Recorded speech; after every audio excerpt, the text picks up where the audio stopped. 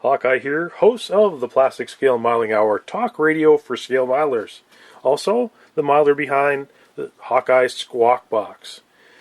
I'm working on a project here, doing an AMC, GMC Astro 95 that I'm doing some conversion work to. And I'm working the rubber tires, the vinyl tires right now. In a separate post, I showed you how to use the 2175 ET to remove the vinyl cores out of the center. But right now I want to kind of talk about a topic that a couple problems with vinyl tires, especially larger ones with soft sides. Once you put them on the rim, they don't necessarily fill the rim. They don't go, the bead of the tire doesn't go to the edges of the rim. The reason why is that, like, a real tire uses air pressure to push out the sidewalls. Well, you can't put air pressure in these tires. I imagine there's some modeler who might try it, but I haven't invested the time or money to do that. So I had to come up with some way to fill that tire to replace the air that you need to push that out. Now, you could use some basics. You could use some a piece of an old extension cord that you've cut it down to size and try to bend it into the right shape. This one's probably the right diameter, but it's a lot of stiffness to try to compress and twist and manipulate into that small diameter area. So, I mean, it's a useful idea, but it's not really practical. Something that is practical is window screen splining. You get this at the hardware store.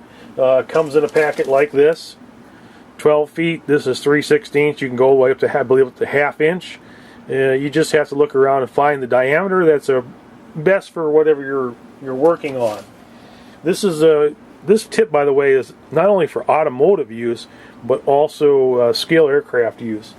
So you can just take the splining and you would just thread that into the tire once it's cut the length, and it would just fill that area.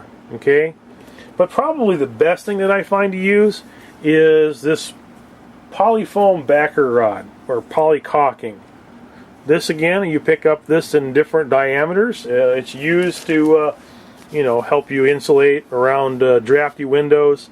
It's use it as a filler before you caulk, so you don't waste a lot of caulk. But this stuff isn't that expensive. Again, this is a 20-foot roll. This is actually 3/8 in diameter. Again, I think you can go all the way up to inch or even bigger. Whatever you need. But again, you can just take and slip this in to the inside of the tire by working it around and spreading out the sidewalls until you can get it in there. And you want to have a piece that is perfectly cut to diameter. Now this one's a little bit on the short side. As you can see, there's a gap. But you would just measure it, and if you cut a piece that's too long, it's fine. You can always cut it. But what this does is, you can see it's pushing out on the sidewalls. So it does what air pressure does. It fills the tire full of a rigid source.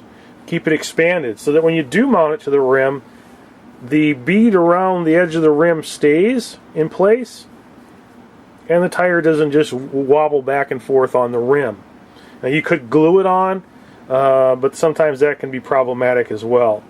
And then when you also put a load to it, if you were to have a trailer, you would actually, with some cargo on it, you could actually replicate some weight. So there you have it. Fill them tires with either some window splining or with some polyfoam. Thanks for listening.